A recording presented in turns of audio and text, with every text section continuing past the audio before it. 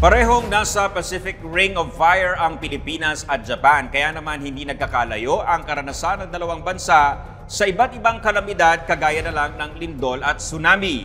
At sa Tsunami Preparedness Webinar ng Office of Civil Defense, ibinahagi ng isang eksperto mula Japan International Cooperation Agency o JICA ang bagsik ng mga naranasang tsunami sa Japan at ang mahalagang aral na maaring magamit ng Pilipinas sa paghahanda sa tsunami. Ang Civil Defense in Action sa report na ito.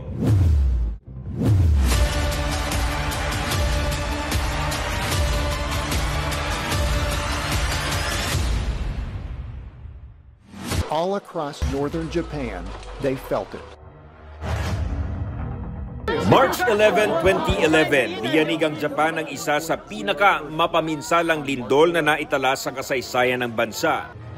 It was the most powerful earthquake ever recorded in Japan. The magnitude 9 quake generated a tsunami.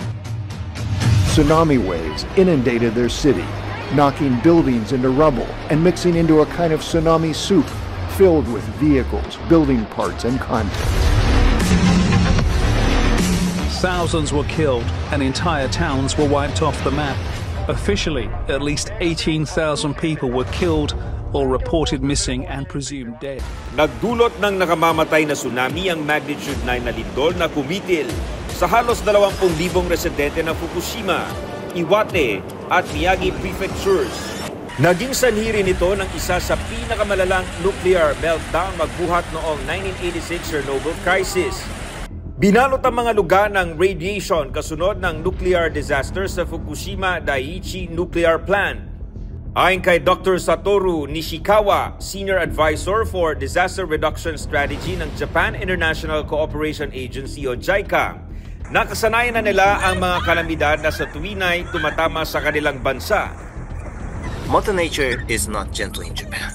We have earthquakes, tsunamis, volcanic eruptions, typhoons, heavy monsoon rains, floods, landslides, and snow avalanches.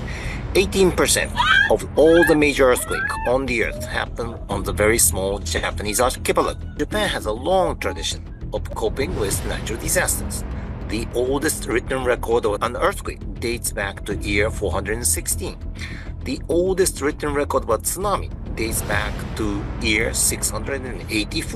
Ayon kay Nishikawa, base sa kanilang naging karanasan, walang makaliligtas sa pagsik ng tsunami na nagdulot ng trauma at takot sa kanilang mamamayan. Taliwas sa alam ng nakararami, hindi laging umaatras ang dagat sa mga insidente ng tsunami ay kay Nishikawa. Ayon kay Nishikawa, epektibong paraan upang makaligtas sa tsunami ang agaran at malawakang tsunami warning at advisory, mapa TV, mobile phones, radyo at iba pang Disaster Administration wireless communications. Mayroon din dapat na visual warning sa komunidad. Walang lingon-likod, agad iligtas ang sarili. Sabi ni Nishikawa, ito ang dapat na mindset ng lahat.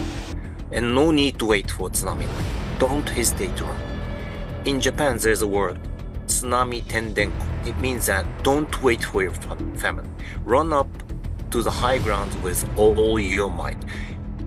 And believe that your family members also run to the high ground without hesitation. Be mindful that the second or the third tsunami might be stronger than the first one. Don't come back while the tsunami warning is on. Lumayo sa mga ilog o anumang body of water.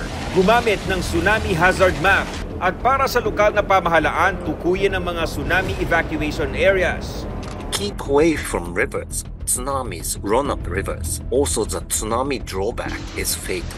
Mind the ground elevation of your place. Mind the hills nearby, so that in case of a tsunami, you have to immediately run to the nearest hill or high building. Take a good look at tsunami hazard map if it's available in your neighborhood. First, indicate the ground elevation level on electric poles or fire extinguisher boxes so that the citizens know where is low and dangerous.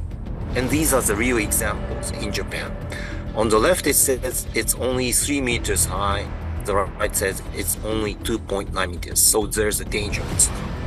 Also, one option is to designate seismically safe reinforced concrete or steel reinforced concrete or steel structure buildings as tsunami evacuation building.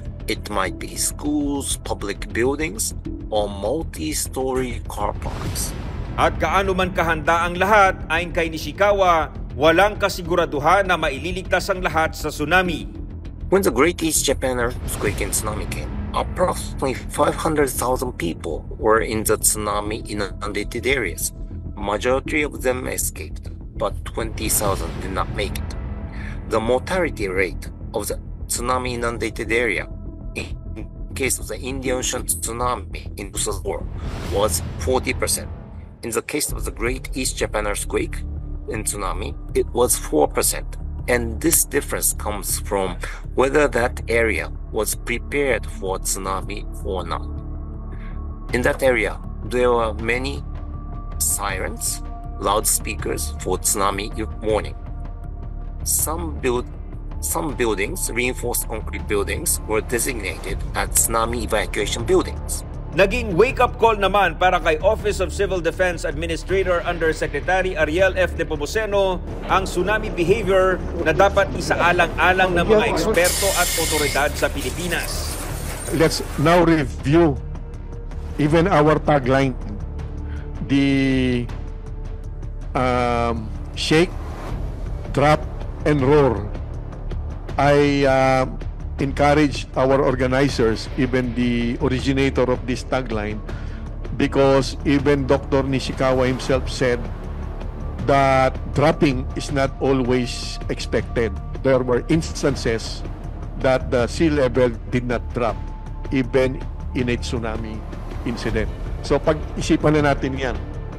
With due respect dun sa gumawa in the past, because we might create the wrong SOP and wrong muscle memory. Let's think of something else, no? Kasi hindi pala laging ganun. Hindi laging bumababa yung tubig. Baka yung mga tao, yun ang asahan. Ayon pa kay Yusek Nepomuceno, susi ang pakikipagtulungan at paghahanda sa mga lokal na pamahalaan upang maapatan ng trahedyang dulot ng tsunami. The backbone of our preparations and response is the local government unit. Kayo po talaga ang inaasahan ng ating mga kababayan.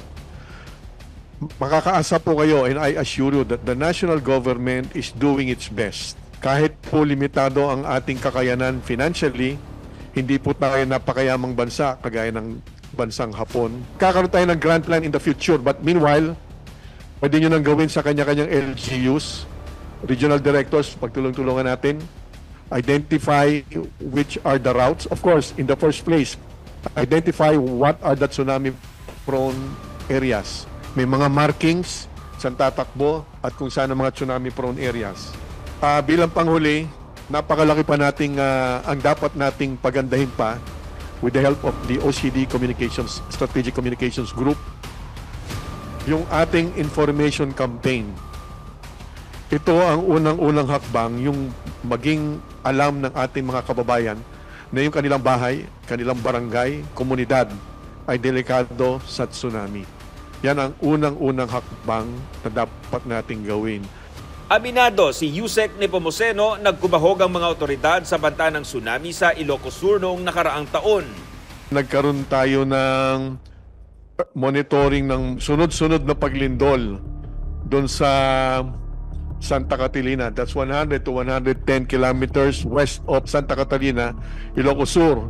Sa ating mga kasamahan, kaya tayo parang nagpanik at naghahabol dahil nagkaroon tayo ng realisasyon na tayo ba ay handa talaga sa tsunami. Ayon pa kay Yusek Nepomuceno, hindi dapat magpakakampante, lalong hindi dapat mawala ang takot sa banta ng tsunami. Thinking that we are already prepared, but in reality we are not that prepared, again, is very dangerous. We still have a long way to go.